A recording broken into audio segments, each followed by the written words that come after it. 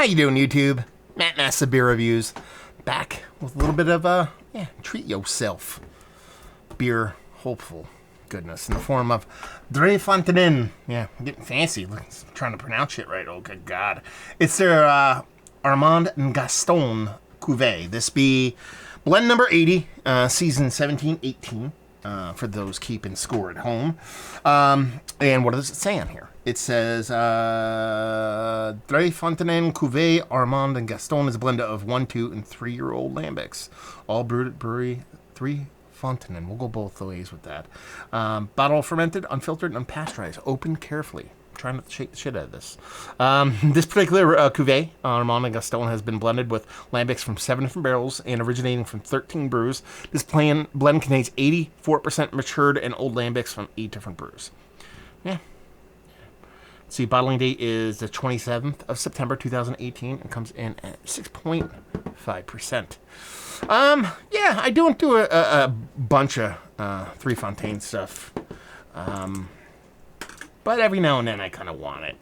You know, and they can be found by me, so it's not something I necessarily hoard. But like I said, it can be found by me. From time to time. I shut this up a little bit like an asshole. Sue me. And I was at a local bottle shop last week and a half ago, 2 weeks ago.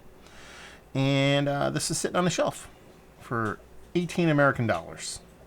And I figured, I'm going to want to treat myself soon for something like this. So, hence, a week and a half later, couldn't help myself. We are now drinking it. So, what do we have? It smells beautiful from a distance. Just big. It's a combination of peach and citrus, but that kind of yeast-driven peach and citrus, not what you think of when it comes to hops, but it has that nice golden sour kind of glow to it. Soft carbonation, but it just looks beautiful. Sure, there's not much of a head on there, but I poured it ultra gently, trying to keep what I can in the bottle. It just looks absolutely pretty.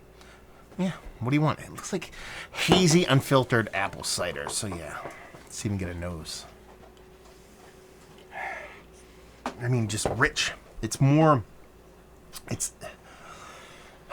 So it is that peach orchard thing I talk about every now and then. A lot of these kind of golden sours, especially the ones that come from Belgium, and a lot of multiple, like Cuvée, Geuze, lambic, I have this kind of peach skinny thing. That's typically what I get, is what I'm trying to say.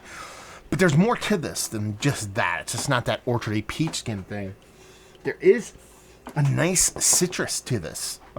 It's like a zesty citrus without an overt kind of bittering to it. So it's not spritzy, it's not overly acidic, but it adds this nice level to that kind of peach skin, peach pittiness. When I talk about that peach skin, peach pittiness, I talk about the orchard thing.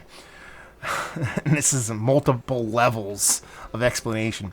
So you just finish the peach, throw the peach pit in your mouth with a little bit of flesh on it, walk out the door of the place that grew the peach into their orchard.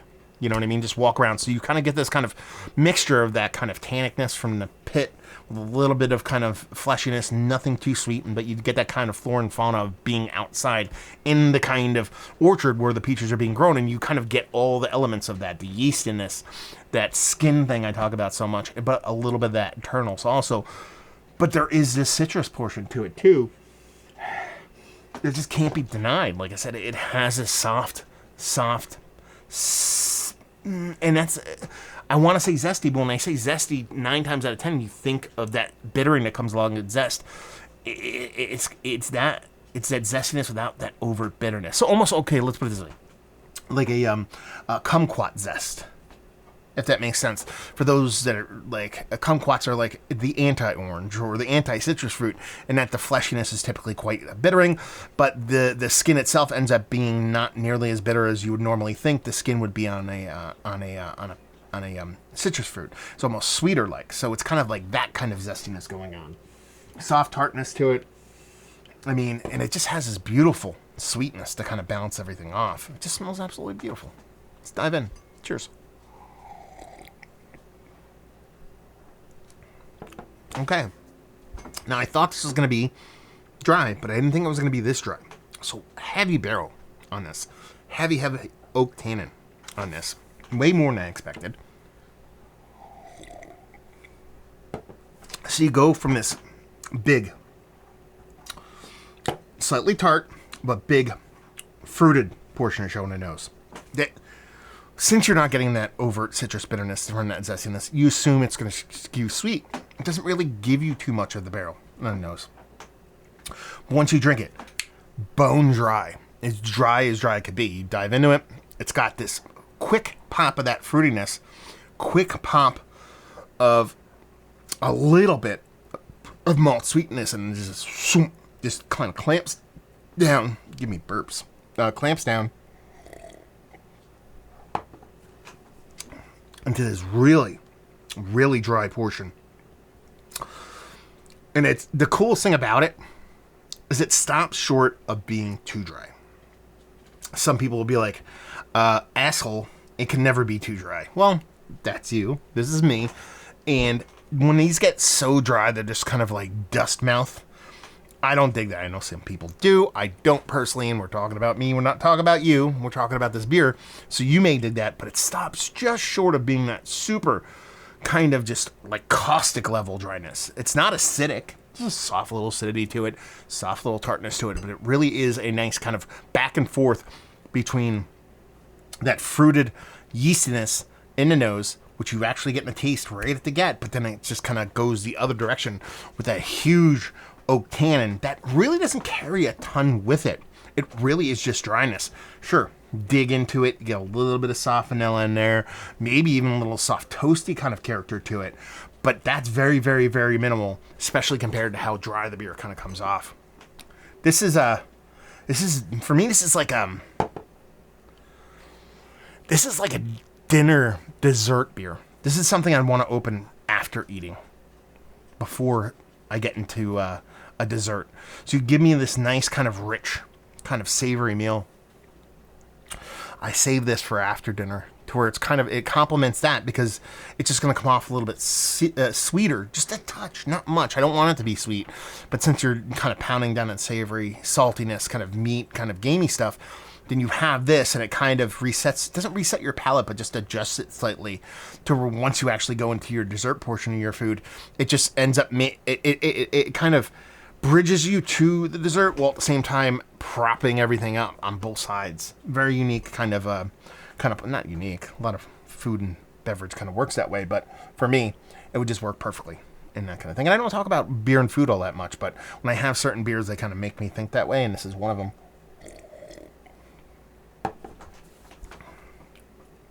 Yeah, I like this. Just a little bit too acidic, a little bit too tart to be that neutral beer that I talk about every now and then. It's not a knock. I like how this beer plays, but every now and then I get these beers that just the pH balance is absolutely perfect, to where when you drink it, it kind of belongs inside of you. There's a little bit of aggressiveness to it, not that much, so it's outside of that realm of comfort, but just that juxtaposition between the way that fruit and the way the perception of how it's going to come off based off of the nose, and once you dive into it, and you're surprised by how dry it is from those oak tannins that don't really present themselves like that in the nose. It's a fun little back and forth that each sip, that gap gets a little bit closer, so it's not nearly as drastic as that first sip. Rarely do we have a beer that surprises just as much as we go along. But yeah, super tasty, super drinkable. Not surprised, let's put it that way. Yeah, delicious. So let's talk about it. This is one of the better Geuzes that I've had. Geuze that I've had, for the people out there that get angry about pronunciation. Yeah, up there. I can't remember the last time I had one. It's probably the last time was a Dre Fontaine, so it's going to be up there. It's going to be Mount Rushmore status by default, but it deserves to be up there nonetheless. Is it the best Dre Fontaine beer I've ever had? No. I do like it. Come off a little bit less dry than this. Maybe just a touch more. Just a dollop more sweetness. I mean, just a hair. And I think if you drop down that oak tannin, it probably comes out that way anyway. But it's worth every penny I spent on it. Let's put it that way. Value availability. Like I said, I picked this up off a shelf. I paid $18 for it. No problem with that. And leave you with, if you like what will you like this beer. If you like Lambic, you like Geuze, you like these kind of beers, this is going to do you. I mean, I'm not going to sit here and say I'm like Mr. Matt, the beer massive guy who's an expert on Geuze and Lambic. I enjoy them quite a bit. I enjoy them. They're not my favorite beer style. I'm sorry, Lambic nerds. They're not my favorite beer style. but I really do enjoy them. And I've had a lot of misses. And I've had some misses from some of the bigger names that produce this kind of style. This is not one of them. So it's just, it fits a role. It's the food thing. That's the thing. That's the only thing that's disappointing about this beer is that it didn't eat it, or didn't have it between those portions of the meal that I was talking about earlier. I think that's where it elevates itself. So that's where I'm going to put it. If you like what wheelie is, if you like beer and food in combination, more specifically that kind of savory, salty between that and dessert, this is where this beer is going to shine. It's going to shine by itself. It's going to shine brighter there. So there you go. Another little bit of good beer in the books. What else do you want me to say? Hopefully you guys enjoyed the review. Down there if you want to talk about it. Massive Beers if you want to check me out doing the social media stuff. Beer Massive if you want to check me out doing the whole podcasting thing. And hopefully you guys enjoyed the review. Hopefully you're enjoying a little bit of lambic right now. And we'll see you next time. Cheers.